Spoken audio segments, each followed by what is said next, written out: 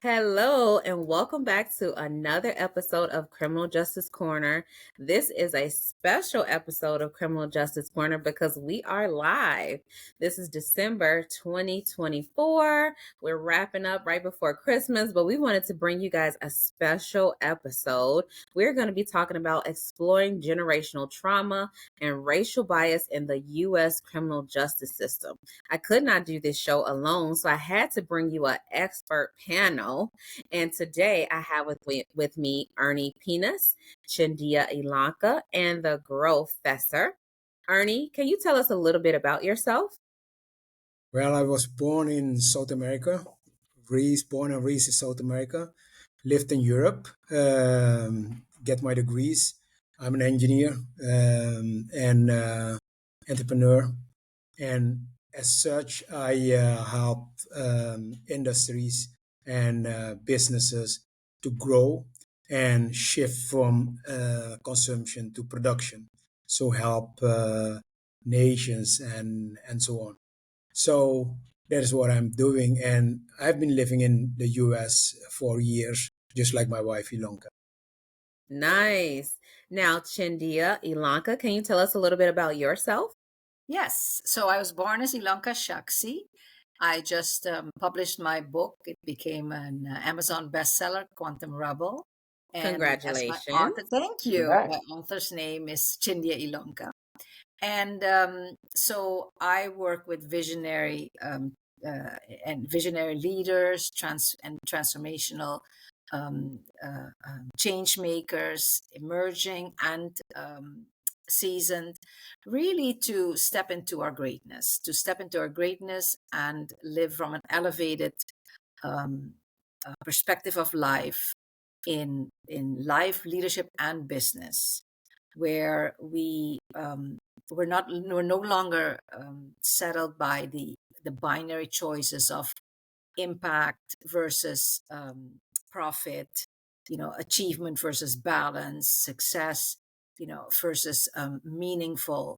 It's a more expansive look at life, where we honor the quantum nature of us and step into our greatness, and transcending the limitations that have been that we grew up in with conditioning as part of our societal upbringing. I love that. And the Thank you. Growfessor, can you tell us a little bit about yourself? Yeah, I would say everything Ilonka just said, but since so she and I have such a kindred spirit that I'm also in that exact space that she's in as well. And so I think when you think the growth vectors, I think there's three things that I think probably should come to mind. One is people strategy, which is not just the strategy and not just the execution, but it's the translation in between. I think the second one is human medicine. I'm just all things love. In terms of that, I'm one of those people that if you put me in your space or you're in my space, you're going to leave with a heart smile. That's just sort of where that goes. And then I think the third thing is that I live in this authenticity of being that I'm evolving into. And we're going to see this sort of come through in the Growfessor in the coming year. But I think just me as an individual coming into my own space to something that Illonka talked about is the conditioning. I'm stepping out of the conditioning. I can see it, I can recognize it, and now I'm just creating my own sort of lane. And really, the Growfessor in its essence is really unlocking this space of these different conversations, these nuanced conversations, to make sure that the story doesn't get lost in the sort of let's take this out, let's take this in, let's rewrite this way, let's rewrite this way. Let's make sure that the authenticity of experience doesn't get lost in the shuffle of how we decide to educate people or how we decide to distribute the information. So I love that. And considering all of the diverse backgrounds that you guys are bringing to the table, I know that today is going to be a really dynamic conversation. And I really want to start with exploring the interplay between inherited trauma and the lasting influence of colonial era power dynamics and how they both continue to shape today's disparities. What are you guys' thoughts on that? Maybe I can start us off with a really fascinating study, because that really opened my eyes where I had never gone before. And that is a Okay. study that they did in Emory University in 2013, where they exposed these mice to the scent of cherry blossoms while giving them mild electric shocks. And the results they expected was that over time, the mice, of course, learned to associate the cherry blossom with danger, and they would react with fear, even though there was no shocks anymore. And this was the conditioned responses they had already discovered with the Pavlov experiments. What they did not expect, and which was incredibly remarkable and eye-opening, is that the offspring of the mice and the second generation, even after that, they would also react with fear to the scent of cherry blossoms, despite never having been exposed to any shocks. And so this groundbreaking discovery showed us that trauma, it isn't just personal. It can become biological, passed down through generations in the form of inherited survival responses. And so for us as humans, our modern humans, it offers us a profound explanation of how the impact of slavery, colonialism, systemic racism continues to affect the lives of many Black, Brown, and Indigenous communities, especially. We also have it from the descendants from the Holocaust survivors, the Japanese Americans during World War II, III. So it's not just this, people want to shut this conversation down. And what I love about that, the science is, is coming up with the proof, which we kind of already knew and felt, but this helps us to really anchor that we do need to look at this, not from a judgmental standpoint. That's what I love. What the Growfessor said in the beginning. It's not about blame, but it's how do we surpass and move beyond it and grow from it. But at the core, and that comes with the Quantum Rebel, we always say it's about mastery of awareness. We first must know and understand what's going on, honor it, in order for us to surpass, heal, and move forward. And what we're doing, what we're seeing in the world happening right now, that we want to kind of shove it away. And shoving it away is like having this balloon that you're trying to push underneath the water. At the worst moments, it comes back up. Yeah. Every time. Yeah. So, and did you want to add to that, the Growfessor? Well, I mean, I think it's an interesting framing when we start, especially when we think about conditioning and you talk about what's that connection. So if you think about the history of whether you were indigenous to this country already, right, or if you were an indigenous to this country, again, there are Blacks in this country in the 1500s, well before 1619. So let's just get that fact out there. Now, even if we think about 1619, right, there's this group of folks that have come up, who survived this terrible journey, and to have everything stripped away from them, how they communicate, right, their connection to each other, their names, all of that. Everything from that point on immediately was conditioned. Mm-hmm. And so everything about law enforcement in this country for underrepresented population, there's nothing about that, the existence of that group, that saw us as whole.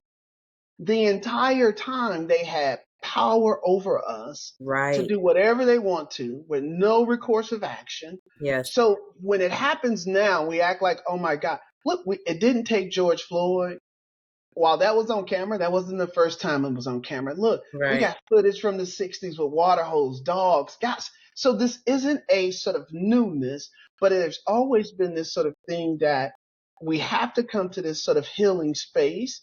And we won't get to that healing space in my mind until we can have this reconciliation conversation around, hey, I need to recognize that this system that was put in place was initially designed to not even value your existence. If they saw you anywhere, you was immediately illegal and they can punish you. However, that framing, to Illonka's reference to that 2013 Emory study, again, the system and its laws, it doesn't need emotion to pass it all the way through.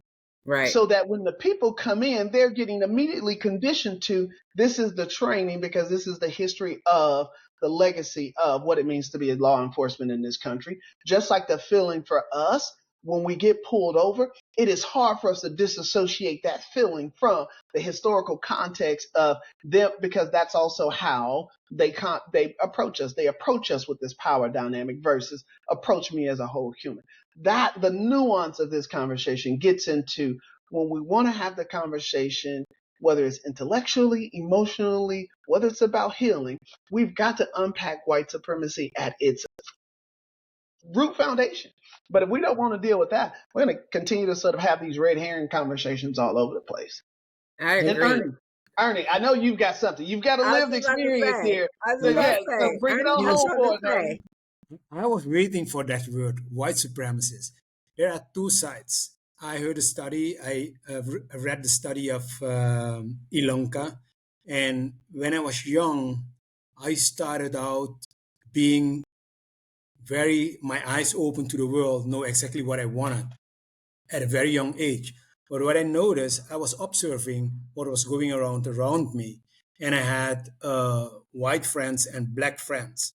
And when I was studying making my degrees, I observed a couple of small children playing, blacks and whites. Two of them were nephews of mine. And then you see at the age of 2, 3, then you see the white supremacies, the dominancy that the white children had, and try to enforce their will over the black children that were playing. And that thing, you have two sides. We are conditioned and we have to deal with those things from generations ago, slavery. And these things get triggered like this. You don't think. It is in your blood. It is in your system, in your DNA. It's not a matter of thinking. It's a matter of blinking. Something happened, it triggers you, and you react differently. You just mentioned when you got pulled over. That is in their system. The way they come to you, speak to you, is for them naturally. And what happened and what damaged our people, the children, that we are conditioned to do this, to dim our light, not to get damaged. And that is something I've lived in Europe as well. I've saw that as a very successful business guy, working in a white man's world, being successful in a white man's world. But every time you walk against that wall of the white supremacists, people who are not a lot of education, but they think they are better. Yes. And you have to fight that fight the whole time. So in the US, you have those same problems. So Ernie, Dr. Jennifer, if I could jump in on something he talked about the sensitivity of trigger. Yes. And when we talk about this conditioning, and lots of folks want to say, you guys are so sensitive. Yes. I think what they failed to sort of comprehend or allow their mind to expand towards was that for the existence of being Black in this country, that sensitivity, that trigger was a matter of life and death. That's true. So we don't feel like we have that opportunity where there's going to be these steps in the process. Yes. It is, Ernie said, if we don't bow our head down immediately and succumb and submit, we're about to die. So the sensitivity of that trigger that has been transferred on, it's been an itchy finger because the trigger on the other side has been quick to shoot. And as long as it is quick to shoot, we have to be quick to duck. And because we have to be quick to duck, it's always going to be a matter of sensitivity to us. And so there's a healing that we need to have, but you can't ask the rabbit to not be sensitive when the hunter is always shooting. Guys, I need to figure out how to survive. Like, what do you want me to do here? Yeah. I like that analogy. Illonka, you had something to add? Yeah, I can add a little nuance to what Erney said and then what the Growfessor added. because when Ernie and I came to the U.S., so I wasn't born in the U.S. and I lived there for 20 years, and I could see that racism existed, but when he came, it totally shifted, and I got to experience from his experience what it means, to be Black in America. And what he explained to me too, I said, look, Illonka, I've lived many years in the Netherlands, and yes, we also have racism there. He had to find ways on how to put a ring of, more white people around him, and he was in the middle as he was the lead business person, but he had all white partners, and it would work like that. But the one thing he said, and that we felt, that he never feared for his life there. Living in the US, that's also the reason why we chose eventually not to continue to live full time in the US anymore. Because I do believe that things will shift, but it will take generations to come. And we have gotten to the point that, not feeling safe for your life. I mean, Ernie and I were having constantly, because due to circumstances with COVID and stuff, I've been living abroad while he was in the US.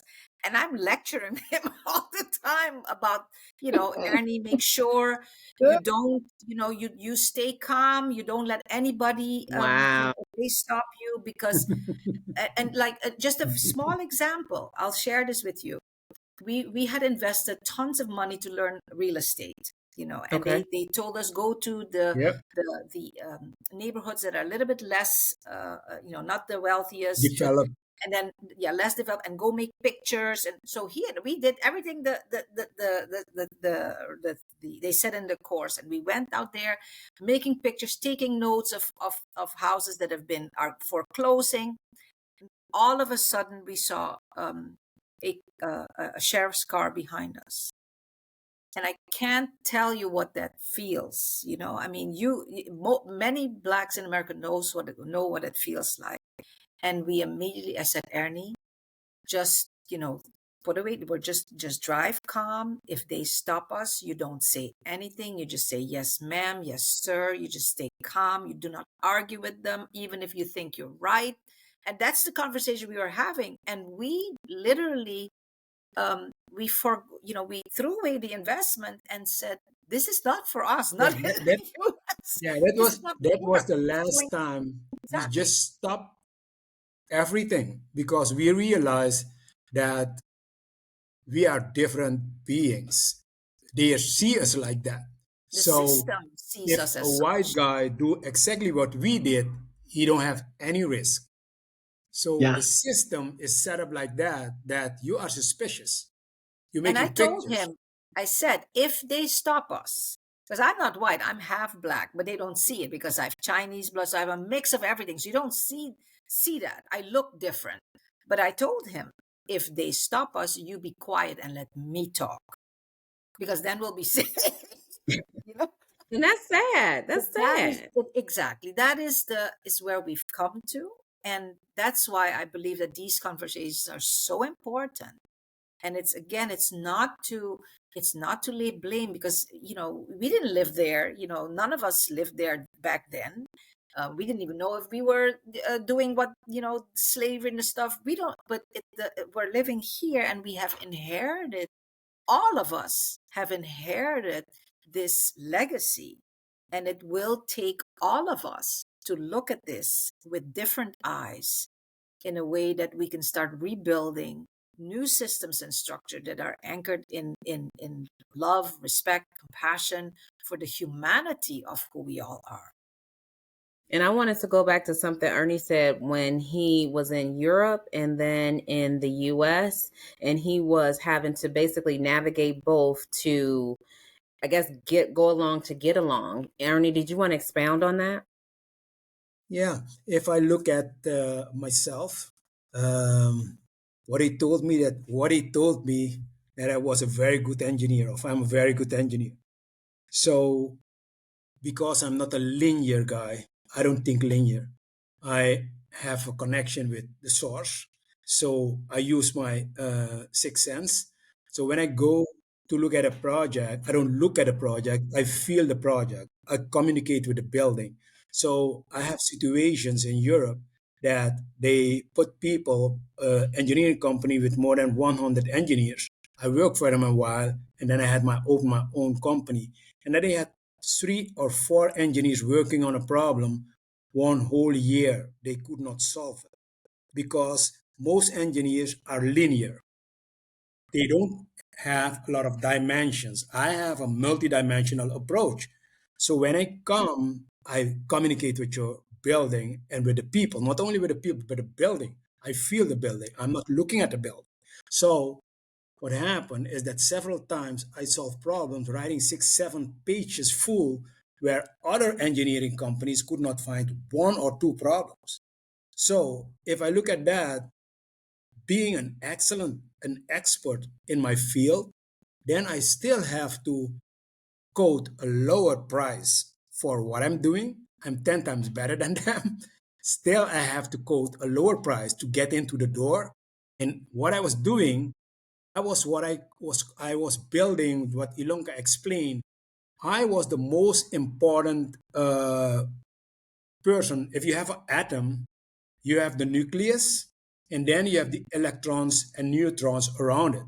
Without Right. the nucleus, there's no atom, right? That is the most important part of the atom. So I was taking care that I was the nucleus. So the white companies with 200, 300, 400 people, that was my protection a lot of time. So why they want to partner with me? Because of my knowledge and Right. because I proved myself for decades, right? So multinationals were partnering with me. And the same thing I saw in the States as well. So because you're black, a lot of times they don't expect you to be the boss and the owner, right? So you already have a couple of steps back and have to prove yourself before starting with something. And that is what I'm teaching. I've taught my son that, and I'm teaching young people that, especially young black people. Mind you, you're gonna have to be better. You're gonna have to be better than them. That's one. And the second thing, they're gonna try to trigger you to prove their point. Mm, They're gonna try, and I know from myself, we have they can trigger us like this because it's not a matter of thinking. It's all the pain you endure and your ancestors endure is in your blood. So when they trigger you like this, you go off, right? And we right. have to learn to calm down. And I've learned that in decades to calm down. And when I'm in a meeting, and sometimes I'm in a meeting with the guys of the utility company, 30 guys, and a small black guy is coming into the room and is telling them what to do and how the project will go, they don't like it. So what happened? 2 or 3 start to give you problems. And then you have to open the floodgate and your expertise, put it on the table and say pop, pop, pop, pop, pop, and then they back down. Then they know, hey, this guy is for real, right? But they're gonna test you. And And but that I is would what add, I teach young people: stay cool and know there's only small, flitter thin nuance into being a real good guy and being a bad guy. Is Ah, the trigger that can kill you. Ilonka, you wanted and, to add and something? I want to say is that I believe that there's where the with how we've evolved as humanity, that we are more becoming aware.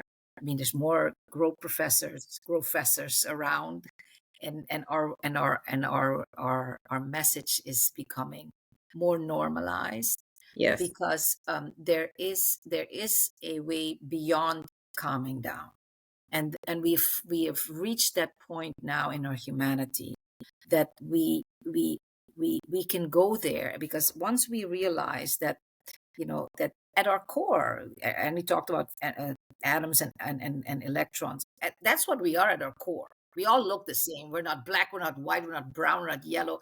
We're just energy that just kind of vibrates up and down. That's it. Right. So at our core, we're all the same.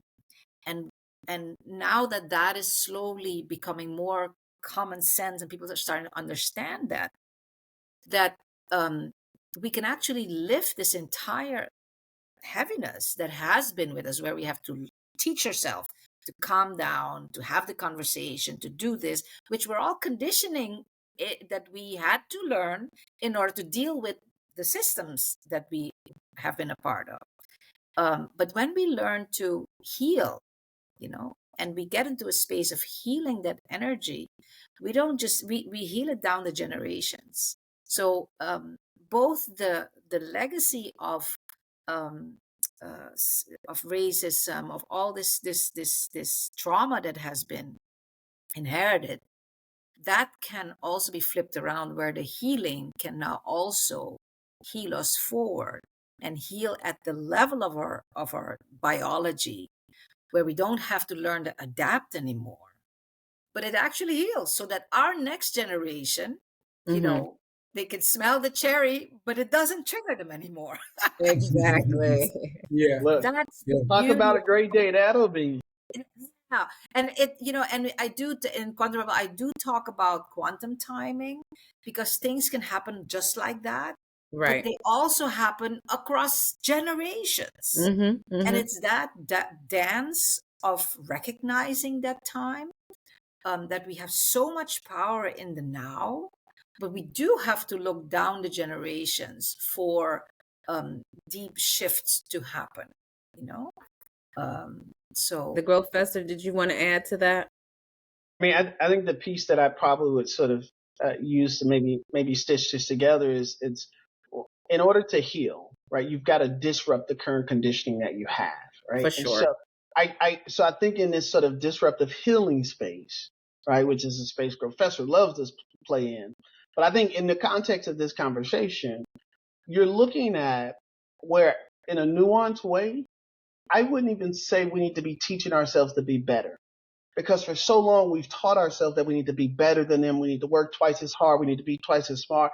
And that has sort of, we've pursued all these degrees that didn't match our passion, didn't match what was inside of us. And I actually think we need to come back from this sort of word better and maybe heal ourselves to going, uh, let me prepare for my race. And let me be in touch with the skills, the attributes I know I have, and where my capabilities and capacities are really ready to flourish, and sort of in that space. How do you get folks to sort of get to that space? Because if we can start to get there individually, you start to show up with this sort of healing mantra, this healing energy anyways. And I think to the point of pulling it back into legacy, we were taught, hey, you got to put your head down, Mm-hmm. just work hard, work hard. We got to now teach our kids, no, hold your head up, right? Yes. And it's okay for you to see the world through your own eyes. In fact, I want you to stand on top of whatever this place I've brought you into. Stand Mm-hmm. on top of this and see from there. I don't need you to see what I saw.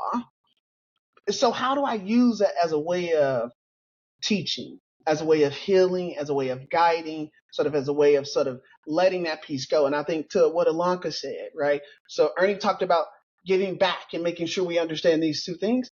We need to, again, changing that language in terms of not necessarily, not better. We need to be our best self. Right? If Mm-hmm. Yeah. we can do it, if we can be our best self, that is right there. And Ernie, I know that's what you were saying, but words have power, right? So when I say nuance, let's nuance that from there, right? Knew where you were going. And Illonka, this gets into that healing space. We Yes. do not talk enough about healing, because all of the systems that we have in place, they need a healing. And when I Yes. say they need a healing, I am so over people referencing what our forefathers wanted and what our founding fathers wanted. My understanding is over 80% of those folks who contributed to that document were slave owners or married into slave only Yep. families. There Yep. is nothing about who they were at that time that Mm-hmm. says, I want you to continue referencing them in a document that I know didn't even value me in my wholeness. And so when I talk about healing and that disruptive healing, at some point, we've got to go back to these foundational documents and say, there's some healing that needs to be in place, because we could simply say, and when I say simply, it is very simple. You could simply say, hey, all humans are created equal. All people are humans. What are we talking about? You don't got to worry about gender at this point. Now I can look at the document and be like, oh, I got a whole free chance of this. Versus, no, this says man, and we don't realize that the white male, which is white supremacy at its finest, and by Right. definition, they are the ones who allow women to come into the workplace. And had we been winning that war, we was losing. We probably wouldn't have got there at that point either, right? And so Right. again, there are some other circumstances that certainly helped there, but they didn't go into the workplace without the permission of white males. We didn't go to school without the permission of white males, right? The right to vote was with the permission of. So when you talk about systems that need healing, again, there's some disruption that needs to go into those places as well too, so that we can stop. Because as long as that conditioning is in place, you can spit out new people all you want to, but if this is what they go into and the system says this is how you execute this, and you can always leverage this document that was hundreds of years old that also said I didn't value you, we're always going to lose that conversation. Well, at some point we've got to unpack that and figure out how we do that. And that was going to be my question to you. Where do we begin to change the narrative, to change the future for the future generation? I certainly got thought. Illonka, Erney, whether y'all want to go first? Yeah, I would like to thank you about one thing, and that is what you mentioned, is about do not dim your light. Shine your light as bright as possible. I've been doing that. Illonka have been doing that. But your surroundings are trying to dim your light, right? And then I wanna mention one critical part of healing that is what we are looking for, and we need to change that narrative, is looking for recognition for the pain. You will not get that from white supremacists. And we, generations, we are looking already for recognition of the pain in order to heal. We need to change that and look from another perspective, that we have a system that from our inside, we know we will not get the recognition. Let's start the healing. We don't need the recognition to heal, but you will not get that. That's right. That's right. That's right. I have it. I think what you mean to say, we won't get it from the current system. Yeah, from the system, the system that was put together. Exactly. But the hope is, one, again, the science is catching up, and the science is helping to empower voices like the Growfessors, like Dr. Matthews, like Erney, like it's this more visionary voice. That's what Quantum Rabbit is about. It's really amplifying the visionary voices that are actually normal voices, but in this day and age, they are still visionary, and there will come a day that they're no longer visionary, just normal. But the science is just like the science showed that trauma can be passed down. The science of epigenetics is also showing us that with intentional action, through acknowledgement, forgiveness, and conscious reframing, we can begin to rewrite these patterns, starting, and I fully agree with the whole panel, what we're saying. It starts with every individual. It starts with the person in the mirror, and then I call them quantum rebels, because you have to be a rebel, in order to really step out there with your authentic voice, and know that some people will love you and others will, actually, can't stand the ground you walk on. But it doesn't matter, It doesn't. But it is when more of us. So I think it's both it's both an individual and a collective dance that is taking place, and that needs to take place in order to shift the whole. Because when we individually start to heal the patterns in ourselves, our own limiting conditioning, our own, not with judgment, but just to see, wow, I did not realize that I had racial biases. Wow, I did not realize that I get really fearful when I'm at the dark and I saw a Black person walking by. Whoa, when we start having those conversations, they look very little. But it's that, and the shows that you put on, having this open conversation, it starts to ripple out there, and it empowers to have a more collective, where we are actually starting to. I always say, I learned this from an older lady here. She was always an activist, and she said to me, Illonka, always remember this: do not fight against the system. Fight for something, because when you go against a system, you get sucked into the energy of the old, and they Mhm. will not recognize you, they will fight you, and they will take all your energy away from you. But when you fight for something, and it comes from a place from within, now we can start to rebuild the new businesses, the new um, sports heroes, the new, that actually use their voice to bring about change. And and that's that ripple effect that happens where, there was a time that you probably, Dr. Madge, you could not be having this conversation, It's true. and now we are. And we have people that are actually, just like the Grow Professor says, that are stepping into their own being, no matter what the world thinks, they're stepping into our own greatness from a place of deep humility and recognition of who we are. And that's the beauty of this age that we're in, where people look at, like, sometimes I look at the news tonight and I'm always like, oh my God, it looks like everything is falling apart. It does. However, for new growth to come, things have to fall apart. And the only things that we have to remember, that time is, and my grandfather taught me this, is that we have to look at time through the generations. Some things we'll be able to do right now. And what we do right now, the fruits we may see only generations down the line. But if we Mm-hmm. did not do and step into our greatness today, right now, then we'll just, make it all stay longer. And, if you just look at where we've been as a humanity and to where we're now, it Mm-hmm. has a lot of hope that we can create that humanity that fights for, where we all can thrive, where we can have a new Together. document, as the Grow Professor says, where we can recognize ourselves all in there. We can't rewrite the past, Right. but we Right. Right. can That won't rewrite happen. the That's now The absolutely. and into the future. future. Right. Exactly. Okay, Growfessor, I know you want to get in there. Well, look, I mean, just to sort of make this a little, I loved how Illonka sort of framed this by sort of talking about the work that we can do internal to ourselves, right? And I think if we sit in this space of thinking about internal work to ourselves, we now have to think about the tools that you get to do that. And it's interesting, and Alok, I know you talk about this in your book. And so when you think about quantum rebels, the reason why we use the word rebel, because if you don't subscribe to the norm, it's considered rebellion, Mm-hmm. right? And which is, it's not rebellion. What you gave me wasn't mine. It was what you gave to me. So if you didn't have healing, you couldn't have given me healing, right? Okay. And Yeah. so I can give my kids healing because of the healing that I'm going through.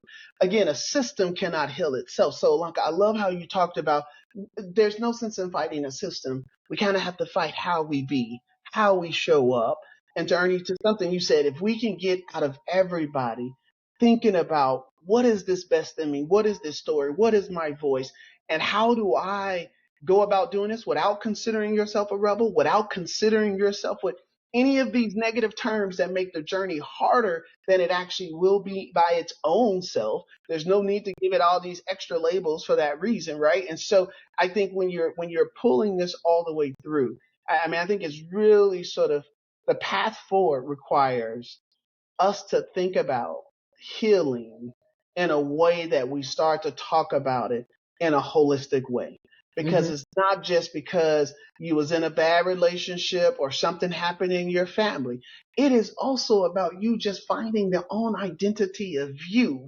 And you've Absolutely. got to unpack from all of these systems around you that are telling you that we are the gold standard. This standard is the gold standard. And you're going, this doesn't feel right. Something about this feels off. Well, that is that innate part of you that is saying the thing that is for you, your journey, does not require you to succumb to that thinking, right? Mm-hmm. And so not surrendering to a conditioning should not be considered an act of rebellion. It Mm-hmm. actually should be an act of authenticity, which if we encourage authenticity, well, your teenage years probably start to look a little bit differently because that becomes the first time you start to engage and impact with sort of this conditioning to kind of go, when you start meeting these other kids, you're like, well, my parents always said this. And they're like, well, my parents did this. So you mean this don't happen with this? No, this ain't never happening. You like, but the whole time, right? It's so, that gets into your psyche in so many different ways. That little bit of thinking. That's why in order for us to move forward, Dr. Jennifer, that path forward, Yes. we have to have disruptive thinking, because that's going to get into how we modify our systems. I like You're that. going to have some disruptive healing, because this is how we start to sort of get this from stopping the cherry blossom from going from one generation to the next, right? And Like so that, yeah. it cannot be one or the other. It has to be this holistic approach. And we have to think about this in sort of this context. And so whenever you think about how they like to solve one thing by itself over here, Yes. knowing that there's 50, 11 steps over there, guys, you've done nothing but Yeah. sort of attach a red herring to it to say, we're going to do this. Well, if you do this, again, if you give somebody who does not know how to read Yes. a bunch of books, what have you done? You've done them no great Nothing. service. You've Nothing. done them no great service. That's But if right. you teach them how to read, you don't even got to give them a book for them. So this is what we've got to get into. So in that path forward, we've got to get to that level of thinking. I love that. Go ahead, Erney. There is one important thing that you mentioned over and over again, Illonka mentioned over and over again, and I heard it probably a couple of million times from Illonka. That's conditioning. Mm. And that is the key. If I look at myself, I was born in a family, unlimited possibilities. What I heard from my dad and my surroundings is everything is possible. So I grew up, I just mentioned that I was only a couple of years old and I know exactly what I was going to do. I was doing work that engineers were doing when they had their degree when I was 7 years old. Look, Because with my that kind of water in it makes sense. yeah, That was so some good water. that's Yes. that has been my life, and Yeah. that's what I taught my kids. So if we start teaching our surroundings, our kids, the young people around us, that everything is possible, and don't Yes. let them put Mm-hmm. limits to you. There are no limits. None. You can remember people are thinking out of the box. No, out of the box, you're limited to the box. That's You have absolutely right. That's absolutely you right. have to think without the box. Then the universe is what we are talking about, right? Okay. So Yeah. that is how I run businesses. That is how I approach things. There are no conditions, there are no limits, and no colors, nothing. I know only people who are open for ideas and can Mm-hmm. bring the best to the table. And I think that is one way to help solve this problem Mm-hmm. we have for generations is that work on the conditioning. Start every individual, start crumbling, let those walls crumbling down. There are no limits. And I think that is one way to approach this as well. So let's be fair to conditioning though. It is hard. Oh And yeah. the reason why it's hard is because when you're born, it's the first thing you ever know. Yep. It is Yep. difficult to break away from the first thing that Yeah. you've ever known, Oh yeah. especially even those things that you've known that have somehow become true, somehow Yes. Mhm. sort of validated themselves, right? Mhm. Again, my grandparents taking their medication with beer. Actually, I saw that. There is no, I don't care what this caption said here. This is what I saw, right? And if my grandparents were the gold standard of what I saw for success, of what I saw as who I wanted to be, of who I wanted to emulate, then this behavior that they had, the conditioning for me to see that as acceptable, no matter what somebody may tell me, guys, that was lost way right here, right? And Yep. so In the I beginning. want to make sure we understand that it takes a lot of Mm-hmm. effort. And I want to use this word right here. In order to overcome conditioning, there has to be intentionality, Mm-hmm. because the intentionality has to be in terms of I'm not judging the people around me or the conditioning. Right. I'm just saying that condition no longer applies to me. We could simplify it if we start to sort of think about it that way. But when you start to think about this divorce from your family or divorce from this church or divorce from this thing, those words make it more complicated versus saying, hey, you know what? If a condition no longer fits me, I should probably stop carrying it around. And if I stop carrying it around, the easiest thing to do is to kind of let go, because it is up to me to reinforce it at that opportunity that I come in contact with it. So when we talk Exactly. about the sensitivity of that trigger, you have to have intentionality to understand the trigger exists and I'm in control of how I respond to it, which is now we've got to get into how do we give folks the right skill set to be able to build that too, because this just doesn't come overnight. It just doesn't come magical. You've got to have the right folks around you. So I love what Erney said. He talked about the family that he has around you. And I Mm-hmm. want to just sort of say this for all the listeners out there. The family that's around you, you need to put people around you who are looking to nurture and water your growth. That Yes. is who you need to see as your family, because that's when you can start to get this self healing yourself. But it ain't gonna be. It's not easy though. I just wanted to make sure we say it's not easy. I really love one thing that you just said: the trigger and the Yes. time between the trigger and the response. Okay. The way we grew up, we didn't learn to take the time, enough time between the trigger and the response. And that's why Okay. a lot of things happen with us, what doesn't happen with the other guys. So, Okay. and if we can dominate and learn to take the pause and fill the time in between the trigger and the response, you will have a lot better outcome. And that is one of the things we can work on, to teach our children and on the people around us to take the time, swallow 1, 2, 3 times. Again, Give it's no, it's complicated because who if nobody gave my mom those tools, it would have been difficult for my mom to feed me that piece right yeah, there, right? And yep. so Mm-hmm. that's the piece what I mean by that's what makes it a little bit more complicated than that. Sure, we can understand it, but at some point somebody has to do some of this teaching and sort of giving those right pieces, because otherwise we won't have those pieces to give. I've, you And I you know think why I'm mentioning this? I saw it around me. Mm-hmm. I see Mm-hmm. it in myself. When I was a young guy, I was very active, but a trigger like this can put me off. A trigger like this when I was young can put me off. I have Okay. a nephew, not a bad guy, Mm-hmm. but he has no time elapsed. He had no time elapsed between the trigger and his response. And you know what happened? And I saw it with a lot of young kids in America who get shot, who go to prison because they don't have the time between the trigger and the response. So what happened with that nephew of mine? He ended up in jail a couple of times. Why? Because he didn't have the time to, after the trigger, to formulate the response. So you get a reaction like this, whoops. And that is what's happening with a lot of young black guys in the US. When you don't, the guy got a police, you got pulled over. It's Right. logical that you don't talk with these guys and argue, but the trigger, they forget that and they start to argue and boom, it's too late. So that is one critical thing, I think.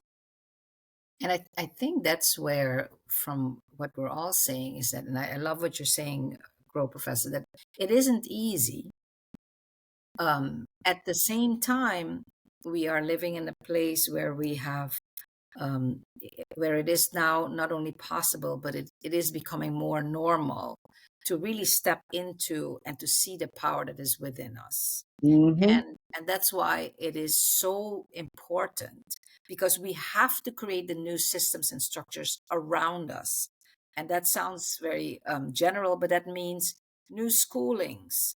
We need new politicians. We need in all spaces, we need people that think and act differently. And I love what you said. And it's all with intentionality, Mm-hmm. because it's, if we, when we have that intention, we it acts, and it has an amplifying effect to everything Yeah. we say and everything we do.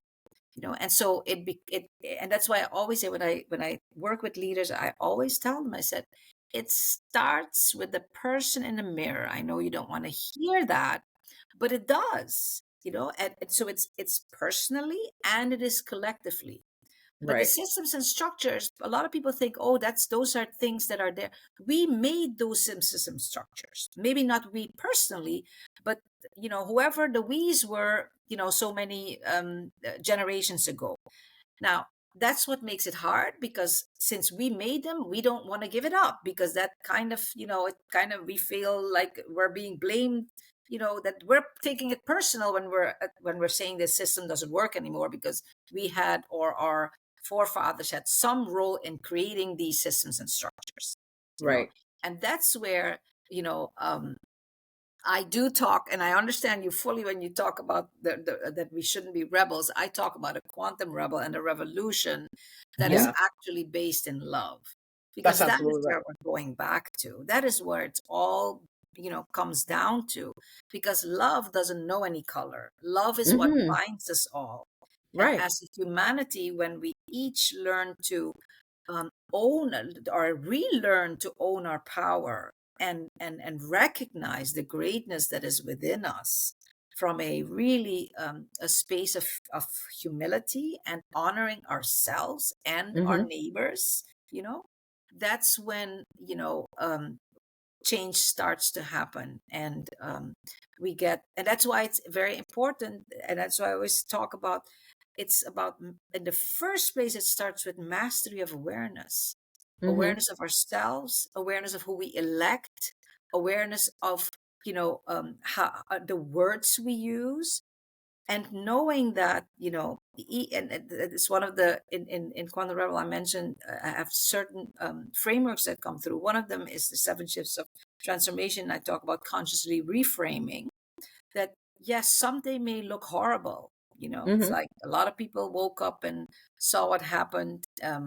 We have leadership right now that that looks like they're setting back everything that has been gained for so many years. But when we take a look and say, perhaps, and we don't know for sure, but perhaps this is what is needed, to break down the system, so that enough room is created and space for these new seeds to start coming up. But those Mm-hmm. seeds can only start coming up when each one of us starts owning who we are. And that's why I love that we have these shows. We have the Growfessor, we have Erney, we have people like this all over, in Right. engineering, in sports, that are amplifying their voice. Currently, still, we call it a visionary voice, but so that one day it doesn't become visionary anymore. To Yeah. fight for, or not fight for, but yes, to fight for a world where we all can thrive. But that takes building new systems and structures, because the old ones are built with a totally different energy. You mentioned that, the growth Totally. professor. So it takes building the new, and that takes all of us, and it Right. starts Jennifer, with the person in the if I mirror. if I could add two more things before we have to wrap up, I Sure. want to say, I want to make sure we're all clear here. At least I'm being clear. The degree of difficulty does not mean it's not possible, or that it's not likelihood. I just want to make sure we're clear. So let's just make clear. And when I say hard, I'm thinking about hard in terms of, if I have a lack of tools, a lack of awareness, Mm-hmm. how do you expect me to display this behavior? Right. So again, at some point we've got to address getting Mm-hmm. the right tools in the right place. That's one. And then I think two, we need to start to think through this psychosocial sort of aspect of what we've been talking about. Again, when we talk about that sensitivity, it's not just the sensitivity of slavery. It was also that sensitivity of, if you got in trouble at school, the Yeah. first time it was going Oh to yeah. escalate. It was also at home. Didn't I tell you to take out this nail? Pop you Oh, upside. you So better you have, say it. even in terms of how you may have been raised, the neighborhood around you, Yes. were y'all quick to resolve things fighting physically, right? Yeah. If that's the environment, all of these triggers start to get around you Yes. into sort of that whole thing. So that psychosocial element is It's something there. that we continue to need to think about, because it's also wherever we are. Again, when you're an athlete, if you don't perform in the way they want to, the response is quick. If you join the military, if you don't do this, the response is quick. So people also expect a quick response out of you. So I want to make sure we unpack that piece either, too, because it's again multifactorial, Everything. multidimensional in that. I do believe that what you said, the tools are important, and one of the great tools are the 7 shifts of transformation in Mm-hmm. Illonka's book. That is one of the important things. And one thing I want to highlight once again, we used to think linear, but we are not Mm-hmm. in the linear area anymore. We are Right. in Right. a quantum area. That's right. Era. So that is one important thing. Things can Right. go like this. And there are things that Illonka mentioned in her book, a lot of places, and you can see that. I can see it. Look at technology, what's going on right now. So years ago, we were looking at years to make progress. Yes. Not Mm. anymore. Not Yeah, rate anymore. of change. Yes, totally. Yeah. And Okay. Illonka, I'm glad that we're mentioning your book. Please tell us the name of your book and where can it be purchased? It's called Quantum Rebel, and it's a visionary blueprint for visionary leaders to step into their greatest potential and impact humanity. And you can find it on Amazon everywhere. They're working now that it will be available in bookstores if you ask them, but it's already on Amazon, both as an And then ebook and a paperback.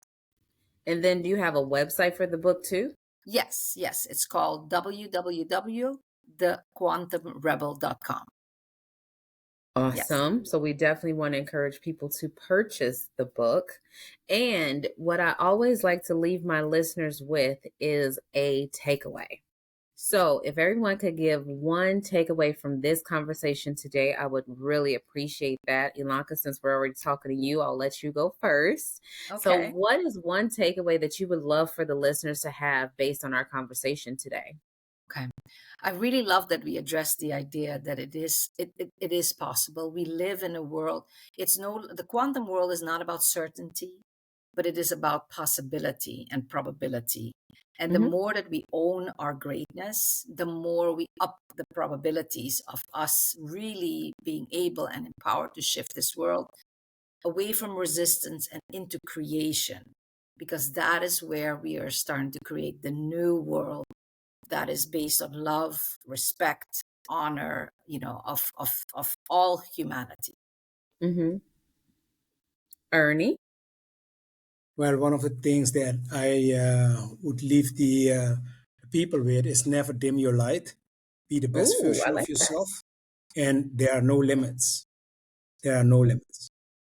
I like that. The Growfessor, what would be your takeaway? Well, I'm gonna do two because one, you can follow me on Instagram at the Growfessor Nyeri, Nyerere. Okay. Again, the thing I think here is that I just want us to make sure that as we move forward, that as we have these difficult conversations, that we're thoughtful, that everybody is coming to these conversations from a different perspective. And Absolutely. as we allow space for those perspectives to breathe, I think we can start to now pick apart and actually start to work together in ways that we have not. And so I think for me, it's really about no matter what we decide to do, no matter who the visionary is for, we're going to have to work together to figure this thing out. I like that. I feel like my takeaway is going to be to not be afraid to be that rebel. I think that is really important because, like the Growfessor said, it might have started in your teenage years, and maybe for some, it might not have started till their 20s. It might not have even started to your 30s or 40s or beyond. But some people are afraid to go against the machine. And I'm going to encourage people to not be afraid to go against the machine safely. I'm not telling anybody to break the law, but do not be afraid to live your truth and to go against the norm if that makes you feel like you're being yourself. You don't have to, like Erney says, fit inside of a box.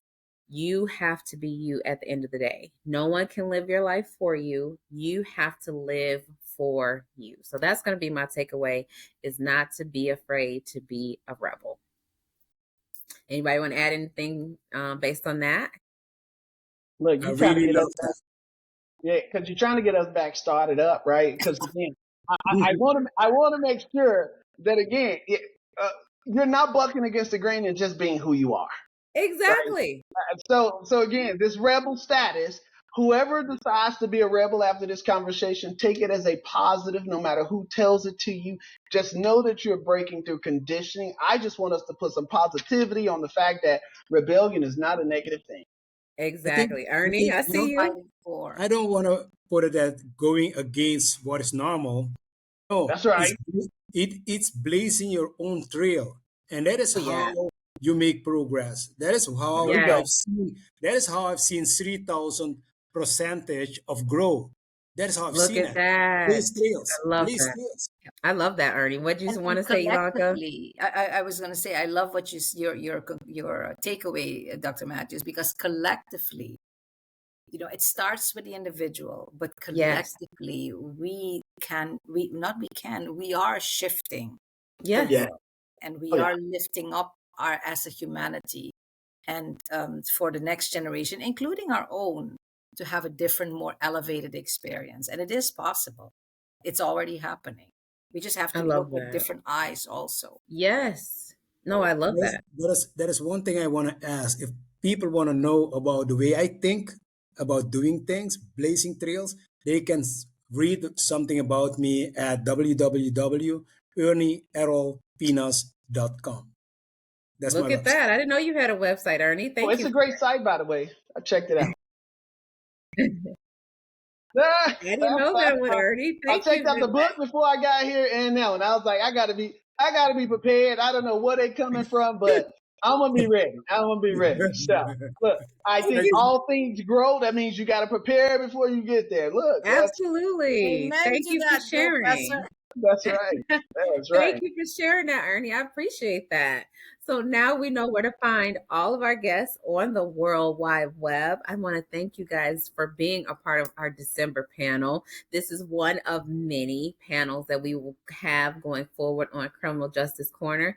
I want to thank everyone for listening. Please like, subscribe, and share the Criminal Justice Corner. And we will see everyone on the next episode. Thank you guys. Thank you. Thanks, everybody.